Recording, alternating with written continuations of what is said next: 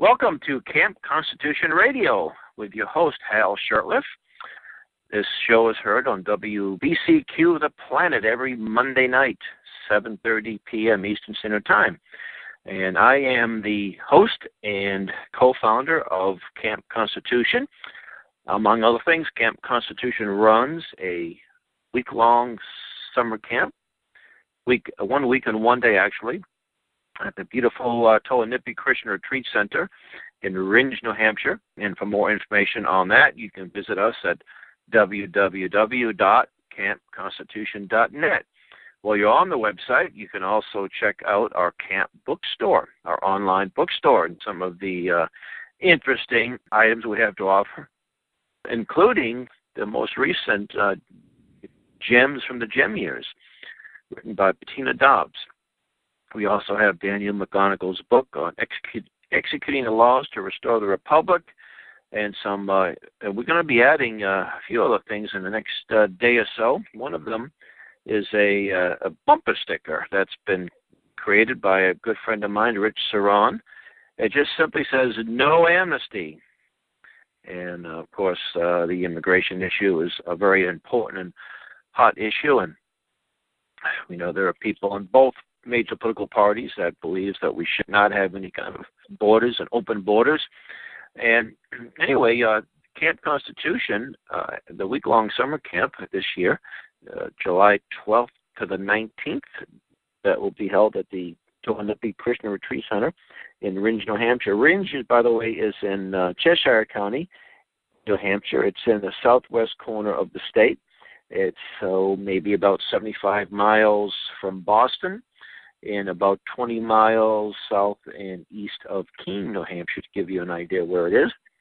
And it is in a rural setting, but it is not in the middle of nowhere. Unlike my late friend Jen Weiner, who was involved with the station, she would say Monticello, where the station is located, the first three letters, middle of nowhere. Anyway, tonight's show, we're going to be discussing the issue of free trade. Now, free trade in the classical sense, the Austrian school or Adam Smith, usually is the absence of government for goods and services and people to conduct from different countries. That is what you would consider free trade in the classical sense. So usually free trade is the lack of government involvement.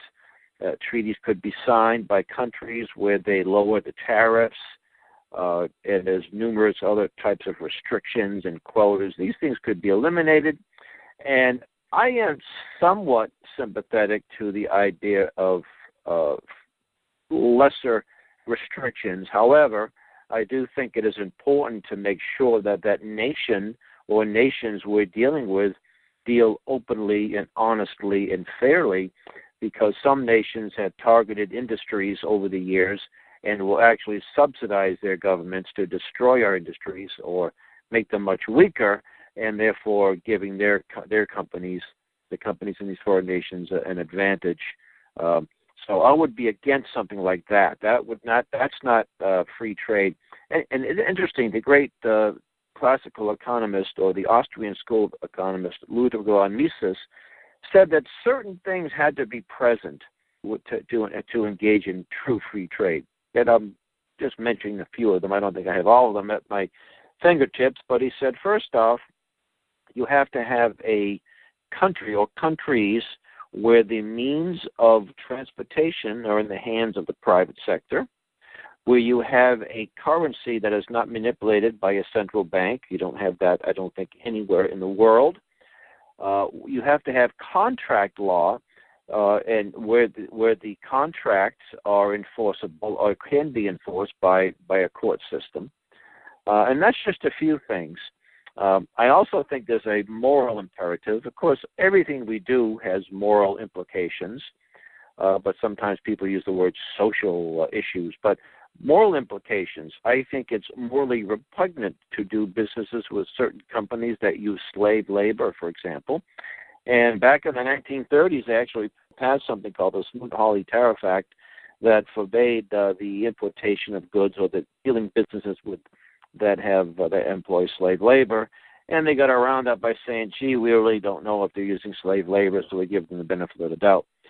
So I also think that certain things that we should not be trading away and giving ourselves an advantage would be things that of a defensive nature or military nature.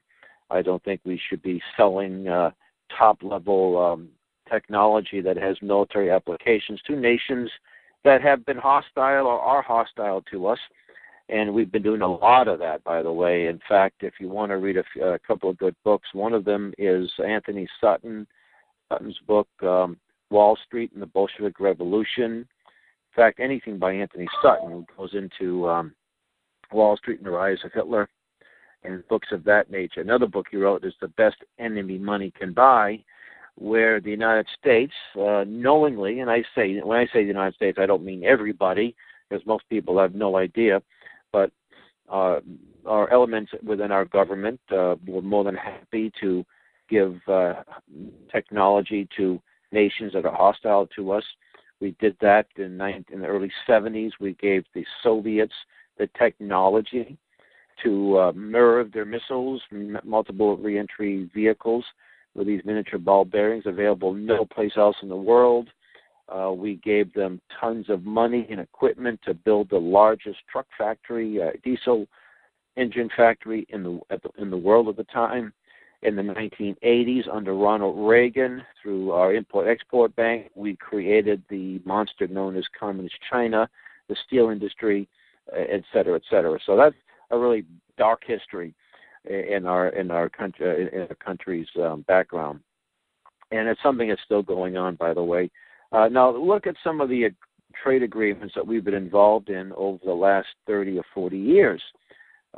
What comes to mind is NAFTA, the North American Free Trade Agreement between Mexico, Canada, and the United States. Most people don't realize that NAFTA set up a tribunal. That's right, a court of original jurisdiction, totally unconstitutional. And by the way, NAFTA was not a treaty. It should be a treaty, but it wasn't a treaty. It was a simple agreement. An agreement, all you need is a simple majority from both the House and Senate. And you don't need a majority, a supermajority in the Senate with 2/3 to get the treaty passed. You remember all of the wonderful things we were told about NAFTA? Bill Clinton was the president then. And by the way, every former Republican president that was, all the presidents that were alive at that time, Reagan, I'm sure of Nixon. I think Nixon was still alive. I'm not sure. But all of the former presidents, Jimmy Carter, Ronald Reagan, and Gerald Ford, and perhaps Nixon, I can't remember when he passed away, but they all endorsed NAFTA. We were told that it was going to create all kinds of great jobs, that it would solve the illegal immigration problem. You remember that? Well, what happened within a few years, a couple of million jobs were lost in industry, not including the various support jobs. You know, if you have a factory in town that may employ 50, 500, whatever, 1,000 people, but then there's restaurants and there's other businesses that support that industry. In fact, quite a few jobs. So it's more than just the factory itself, but all of the support industry, support workers that support that entity and businesses. But so a couple of million jobs were lost. It was supposed to help all nations, too. It was going to make Mexico stronger. It was going to keep the illegals here. If they had a good economy, why would there be no incentive for people from Mexico coming here? What happened in Mexico is that a good percentage of the Mexican population, about 20%, I'm guessing, if my memory serves me right, is in the agricultural business, where our population in the agricultural business is much smaller, obviously due to high efficiency. But when these companies, these corporations started relocating, the manufacturing concerns from the United States started relocating in Mexico. Some of the Mexican workers were going into working in these factories. Because of the agreements, it hurt Mexico's agriculture. Some of the big soybean companies and the big Artadillo Midlands and those types of companies were able to sell their product in Mexico putting a lot of the farms in Mexico out of business. So the agricultural workers were now working in the factories, and everything was going well for a few years until communist China was able to outbid a lot of the companies in Mexico. So some of the companies went to China. So now you had agricultural workers turned factory workers now out of work. And where'd they go? Yeah, they came to the United States. So it was a lose-lose situation unless you had a globalist worldview. When you listen to Henry Kissinger, for example, and David Rockefeller, if you do any research on these two, they wrote articles in various publications praising NAFTA. I think it was Henry Kissinger said that this is a big step to the New World Order.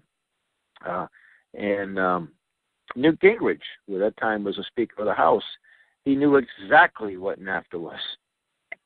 He even said so. And he's trying to push himself off as some kind of Tea Party patriot. Well, he's a globalist, an internationalist, member of the Council on Foreign Relations. He is a neocon and not a friend of freedom. So NAFTA was passed, and then the WTO, the World Trade Organization, was passed. And did you know that because of the WTO, state laws have been struck down? So our sovereignty and the state sovereignty has been compromised. In fact, there was a bill and a law that was passed in Massachusetts that probably affected no one. It had something to do with any company that does business in Myanmar would not be able to get contracts through the state government of Massachusetts. It was one of these feel-good things. Probably again had no didn't impact anybody to my knowledge, any business. But the fact is that it was on the books, and it was passed by people who were elected, that swore an oath to a state constitution, and duly elected representatives of the people of Massachusetts. They voted for this, signed by the governor at that time. But it was overturned by the WTO. They let the U.S. government know that they didn't like this. And there was a few other issues too. There was, I think, the state of Utah had an issue that had been overturned, and there may have been more since then. So lots of people. In fact, John Kerry, who supported NAFTA in the WTO, I actually politely confronted him a number of years ago, and in the Hyde Park section of Boston, he was walking around, and he said, when I mentioned the fact that it compromises our sovereignty, he looked at me very earnestly, and he said, that was a concern, but we looked into it, and it's not an issue. And I said to him, how many more empty storage fronts do we need here before you guys in D.C. get the message? But it did, and it did affect sovereignty. There's no question about that. And that's what these trade agreements all are about. Now, the Constitution gives Congress the right to regulate trade with the foreign governments. But that doesn't mean that they have the right to turn over the nation's sovereignty. And whether they call agreements or treaties, a treaty is supposed to be made in pursuance of the Constitution, not in contradiction of the Constitution. So don't let these people tell you, well, if it's a treaty, we got to abide by it no matter what because the treaty supersedes the Constitution. That is a lie. There are people who may say that without realizing it. They may have been told or convinced or simply accepted the misinformation. So I'm not suggesting that they're lying. They're just uttering errors of fact. But there are people who know exactly what the Constitution says, and they know that that is not true, that a treaty does not supersede the constitutional rights protected by the Constitution. So all the trade agreements that we've been involved in have been a lose-lose situation. So what's next? Well, we have two trade agreements or treaties, or actually agreements, that are being negotiated in secret, and they've been being negotiated for the last 5 years. And President Obama is totally in favor of these agreements. And by the way, this is something that's not a left and right issue like many issues are. There are lots of organizations. There are some unions against the free trade agreements, the AFL-CIO, But there are plenty of organizations, groups like ALEC, the American Legislative Exchange Council. It's supposed to be a conservative organization. Of course, they are also supporting an Article 5 convention on the Constitution. We know that's bad news. But I get emails from info@barackobama.org. It's a campaign material. It's not direct from the White House. I doubt Obama actually wrote these, but this is what I received recently. It's just about a page and a half, though. When I ran for this office, I heard from Americans who felt left behind by trade agreements of the past. That's true.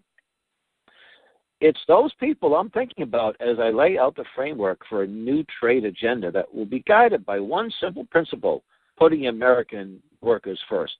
That is a lie, Mr. Obama, because you don't care about the American worker. You have nothing but contempt for the American worker. You are an internationalist, and you said so a number of times. I've made it clear that I won't sign any agreement that doesn't live up to that. That's not true. And you are completely committed to this agreement. It hasn't even been fully negotiated. It's not even completed, okay? The TransPacific Partnership. Now, keep in mind what a partnership is. When you own a company, you own it lock, stock, and barrel. You control basically decisions. You may have people in your company that give you advice, but if you own it, whether it's a small business or a large business, whether it's a Kool-Aid stand or it's a factory, you make the decisions. You have a partnership, you lose some of that autonomy. You might lose 50%. You may lose more than that. You know, years ago when I first got out of the Army, I bought a little motorboat with a buddy of mine. He had a trailer in his car. I didn't have a car, so guess what? He had a lot more autonomy, a lot more say when we used it to go fishing than I did. So I lost. I was a partnership, but I didn't have complete control of that boat. So anyway, let's see. So the Trans-Pacific Partnership we're working on would be the most progressive trade agreement in American history. So the word progressive, that means socialism. That means a loss of freedom. The word progress has been hijacked by the left to mean something to do, something positive is happening, but just the opposite is true. With the strongest labor, environmental, and intellectual property standards yet.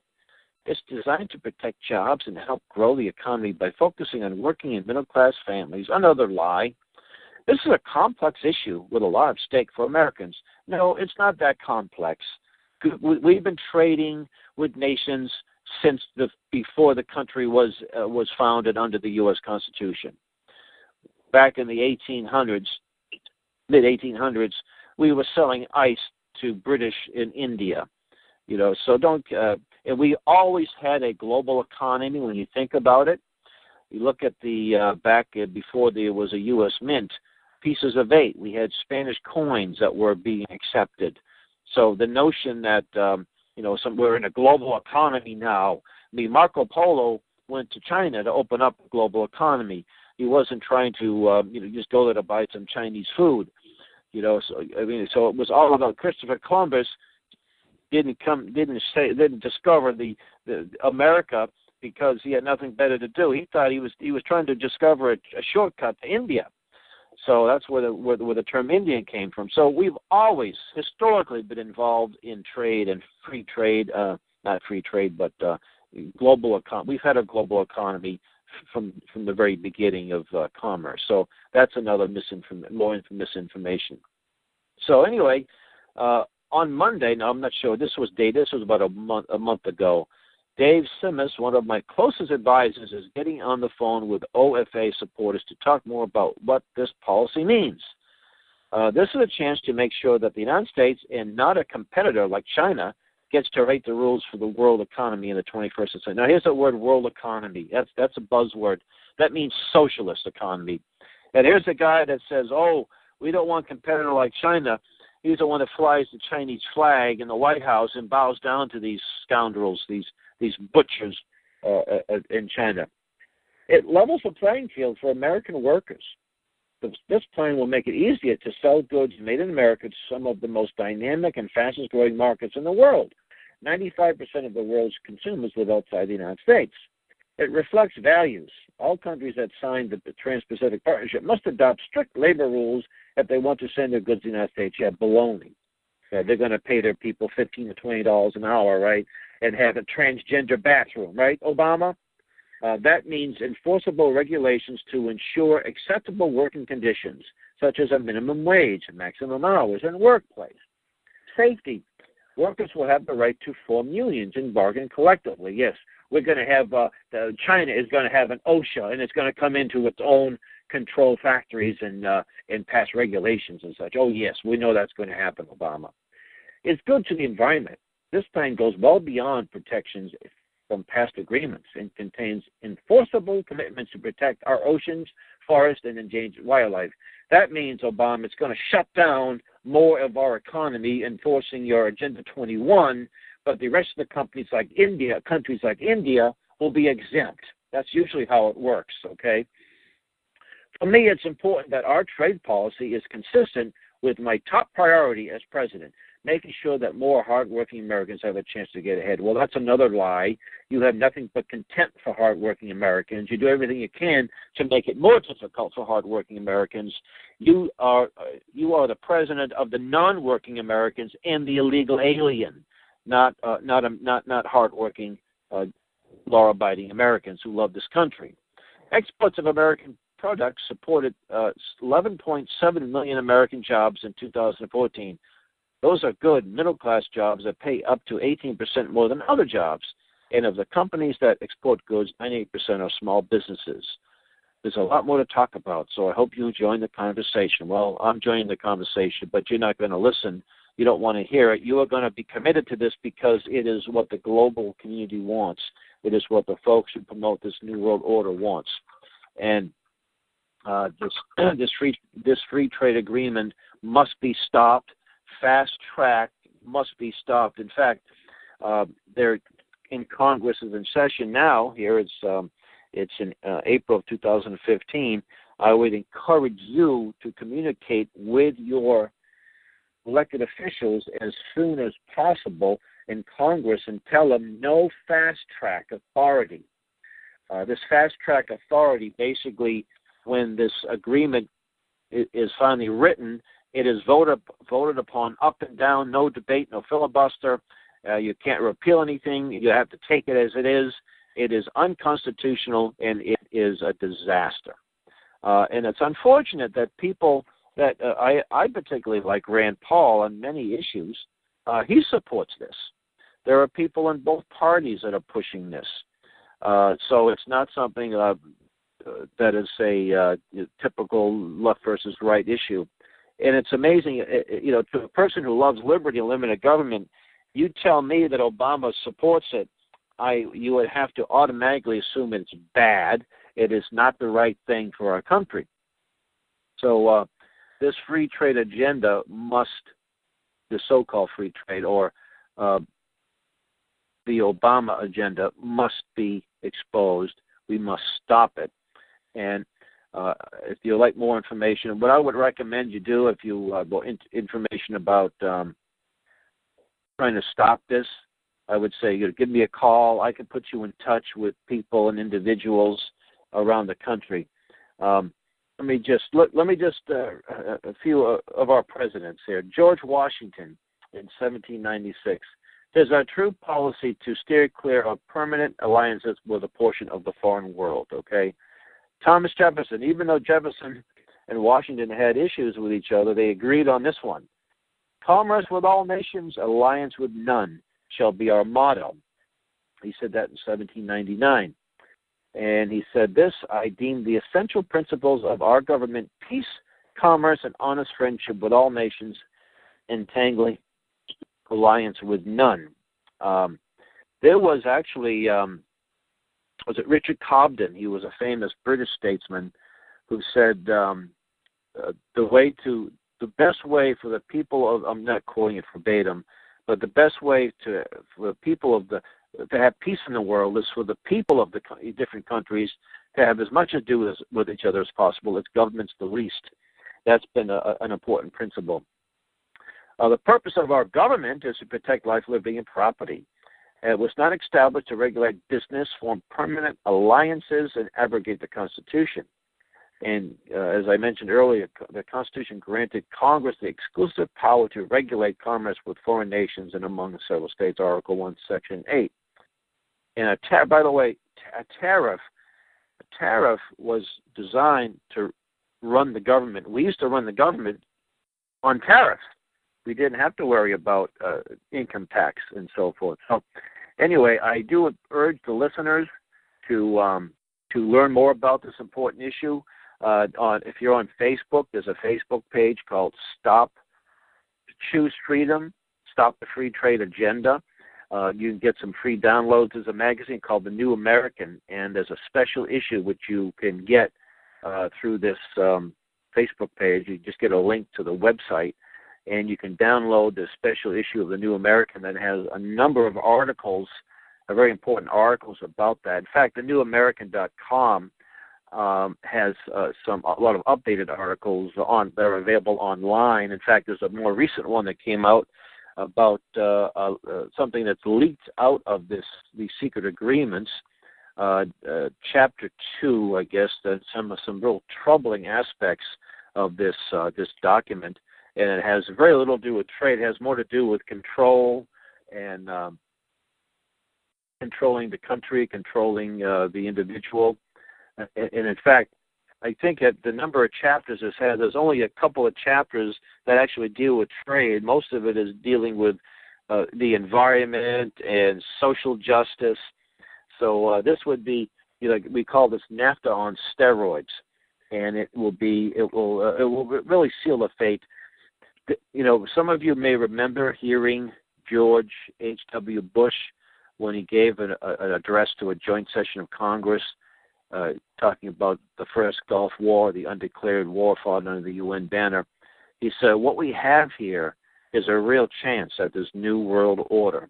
And this is what this free trade agreement is all about. It is to destroy our sovereignty and to promote a new world order. That's what it's about. Back in the 2004 to 2007, there was a real strong drive to have something called the North American Union, NAFTA Superhighway, and the Security SPP, Security Partnership, Prosperity Partnership. And thankfully, people on both sides of the political spectrum enough people were able to inform and educate, and that is no longer an issue. It took a lot of hard work, though. I remember visiting state houses all over the Northeast and Midwest, and maybe even one down the South, with information, and I was at the Democrat Party convention in 2004, not actually in the convention, but visiting the delegates around the city, handing them information. We had quite a few people out, and all that hard work paid off. We were able to derail this juggernaut. These folks are not invincible. Just because they want something doesn't mean it's going to happen, and they get a lot of pressure to do. Your Congress member or Congresswoman or Congressman, they will be given a lot of pressure, to support this. But we have to let them know that there's lots of Americans who don't want this. So again, if you're interested in helping to stop this, and if you're listening to this another part of the world, I'm sure there are groups in your country also. I know that there's quite a lot of freedom movements in England and parts of Europe, various countries in Europe and continental Europe that are working against these kinds of things. So feel free to give me a call, and I'm at 857-498-1309. Go to Camp Constitution's Facebook page, or you can go to our website, campconstitution.net, and we have a Scrib page, scribd.com, and we have some uploads on the subject of free trade. And if we don't, I think we do. If we don't, we'll make sure they get there soon. So thank you for listening. God bless. CampConstitution.net.